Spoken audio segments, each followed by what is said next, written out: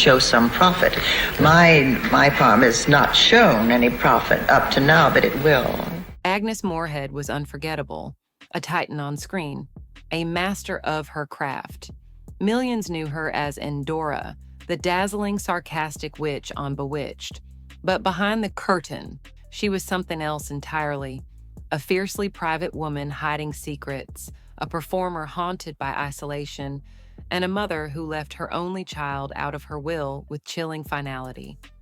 Her story isn't just about fame, it's about pain, silence, control, and the stunning truth one line in her will exposed. Most of us remember her smirking behind blue eyeshadow and casting spells with a flick of her wrist.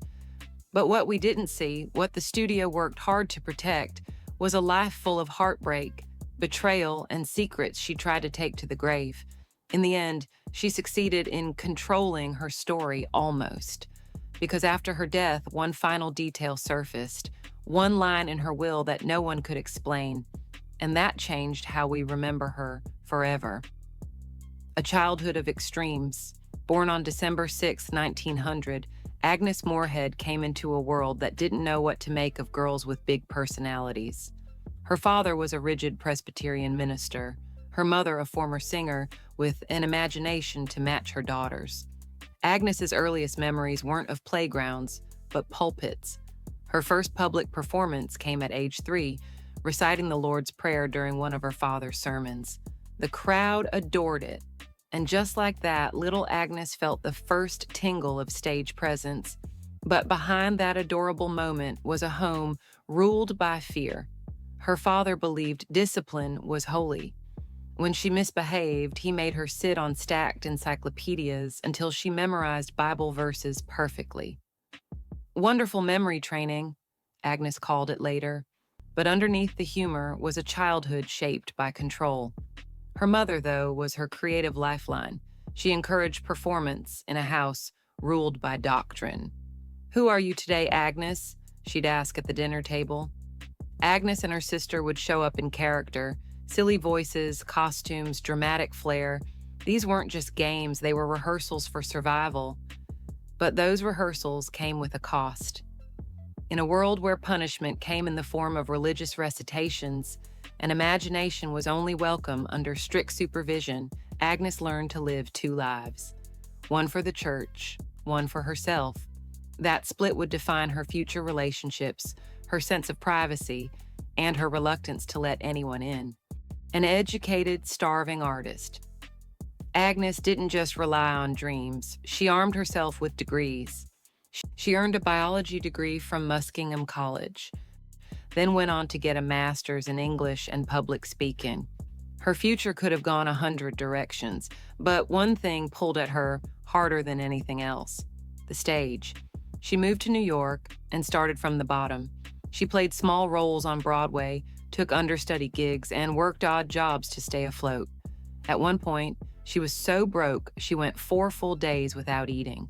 Still, she refused to quit. When radio opened its doors, she stepped in and found something that matched her talents: voice work. Radio dramas offered the flexibility and money theater never did. She performed on multiple shows a day, mastering pitch, tone, and timing.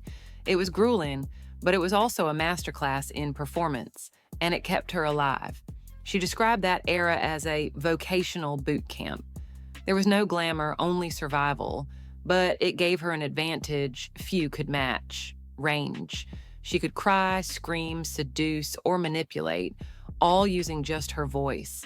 And that skill would later make her one of the most versatile performers in Hollywood, even if her face remained unseen for years. A marriage of unequals. In 1930, Agnes married fellow actor John Griffith Lee. On the surface, they seemed like a stable Hollywood couple, but fame has a way of exposing cracks. Agnes's star was rising, but John struggled. As her roles grew, so did his resentment.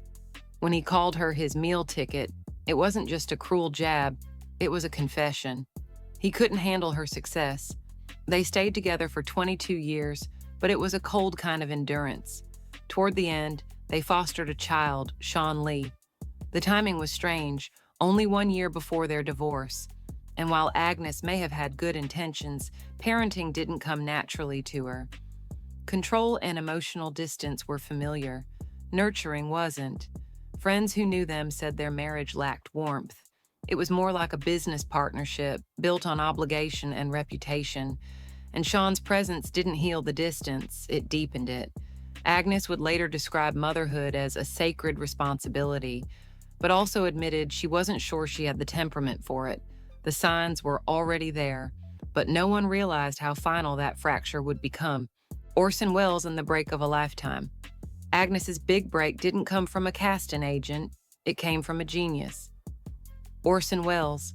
She'd met him years earlier when he was a boy, but in 1937, their paths crossed again, and this time, Welles was forming the Mercury Theater Company. He saw something in Agnes. He gave her the stage when no one else would. Then came Citizen Kane. Welles cast her in a critical role. It wasn't a flashy part, but it showed her emotional depth. Then came The Magnificent Ambersons, and an Oscar nomination. Welles and Agnes weren't just collaborators, they were kindred spirits. Outsiders who understood each other. She was loyal to him for the rest of her life, and it was a loyalty Hollywood noticed. Their connection wasn't romantic, but it was intimate. Welles admired her intellect, her discipline, and her fearlessness. Agnes once said he gave her confidence at a time when she felt invisible. That early alliance gave her a foundation, and more importantly, a belief that she belonged among the best. She would never forget that gift. A scandal in the second marriage. In 1954, Agnes remarried, but the match raised eyebrows. Robert Gist was a handsome actor, and 17 years younger. From the start, it was trouble. Rumors swirled about Gist's unfaithfulness. He was charming, but reckless. Hollywood took bets on how long it would last. They made it 4 years. Agnes never remarried. Some speculated it was the heartbreak. Others thought it confirmed something deeper, that her relationships with men were always performative, that the ones that mattered weren't public. The marriage felt like a statement, maybe even a test. But when it crumbled, Agnes didn't publicly mourn. She shut the door and never looked back. Those who knew her said it changed her. She became more guarded, more focused, and less interested in appeasing public expectations. Her second failed marriage and the whispered rumors about her identity would only fuel more speculation as the years passed. The role that might have killed her. In 1956, Agnes took a role in a film called The Conqueror, starring John Wayne. It was shot in Utah, downwind from a nuclear testing site. At the time, no one warned the cast or crew. Years later, the truth emerged. Radioactive fallout blanketed the area. Out of 220 people involved in the film, nearly half were diagnosed with cancer. Agnes was one of them. Her mother believed it was the film that poisoned her. And decades later, scientists and skeptics still debate whether The Conqueror was one of the deadliest productions in Hollywood history. For Agnes, it was a silent betrayal. She had no idea she was walking into a death zone. And as the diagnosis came years later, uterine cancer, then lung complications, she traced the origin back to Utah. Even in her final months, she expressed bitterness about the project. The cost was too high, the film flopped, and the price was her life. A spell she couldn't break. In 1964, Agnes got a call. A new TV sitcom was casting a witchy, flamboyant mother-in-law. She wasn't interested. Then by chance, she ran into Elizabeth Montgomery, the show's star, in a department store. Elizabeth asked her to reconsider. Agnes, always gracious in public, said yes. Bewitched became a runaway success. Endora was iconic, flamboyant, sarcastic, unforgettable.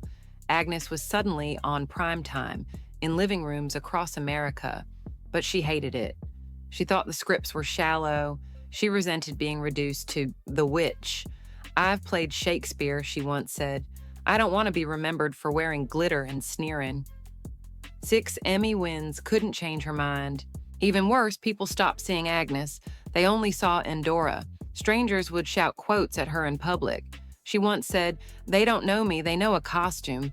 It was the role that paid the bills but stole the credit, and she never made peace with that trade-off. Secrets and shadows behind the scenes. As Bewitched soared, the rumors about Agnes's private life exploded. Co-star Paul Lynde, known for his acid tongue and love of gossip, claimed Agnes had long relationships with women, including Debbie Reynolds. Reynolds denied it, but when her ex-husband Eddie Fisher threatened to write about it, she allegedly tried to stop him. Legal threats followed. And then there was the quote Lynde swore he heard during a fight between Agnes and a cheating husband. "If you can be with women outside this marriage," she supposedly snapped, "so can I." A gossip, maybe, but even when directly asked about her sexuality, Agnes never gave a clear answer. "Yes," she told journalist Bose Hadley, "you'd love to put me in their excellent company, even if I don't belong in the same category." It was vague, calculated. Like everything else in her private life, the studios kept her image squeaky clean, but her silence spoke volumes. She lived in a time when being open could destroy careers. So she chose the closet, ornate, locked, and lined with velvet denial. The foster son she tried to erase. Sean Lee, her foster son, left home after high school and never came back. He wanted freedom. He needed air. To Agnes, it was abandonment. When she became terminally ill, her friend Debbie Reynolds offered to track Sean down. Agnes refused. "It would only upset me," she said. That line cut deep, but what came next was worse. In her will, Agnes claimed she had no children. Sean was erased completely. She left him nothing. No letters, no photographs, not even a mention. Her wealth went to colleges, churches, and friends, but not to the child she had once taken in and raised. Some say she was heartbroken, others say she was ashamed, maybe both. But the truth is, we don't know because Agnes never explained, and Sean never returned to tell his side of the story. One a legacy written in silence. Agnes Moorehead died on April 30th, 1974, at the Mayo Clinic in Minnesota. She was 73 years old. Her cause of death, uterine cancer that had metastasized to her lungs. Even as her body failed, she worked. She toured with Gigi on Broadway. She voiced Goose in Charlotte's Web. She taught young actors in her home, holding classes in between hospital visits. She never stopped performing. In death, she left money to Muskingum College, where she studied. She funded scholarships. She donated her Bibles and religious texts to John Brown University. She split her personal writings between two universities. But the most powerful part of her will was what she left out. There was no mention of Sean, no acknowledgement of her foster son. She wrote as though he had never existed. In the end, the woman who had been so many people on stage and screen wrote herself into one final role, the woman who lived and died on her own terms, no matter the cost. Agnes Moorehead was dazzling, disciplined, and deeply private. She brought unforgettable characters to life, taught the next generation, and fought her way to the top of a male-dominated industry. But even as she enchanted audiences, she kept the real Agnes hidden. What we know is shaped by her roles, her friends, her silences, and the one haunting line in her will. Not every legend dies with fanfare. Some fade into mystery. And in Agnes Moorehead's case, her final secret was never on screen. It was buried in ink, in a line meant to erase everything she couldn't bear to remember.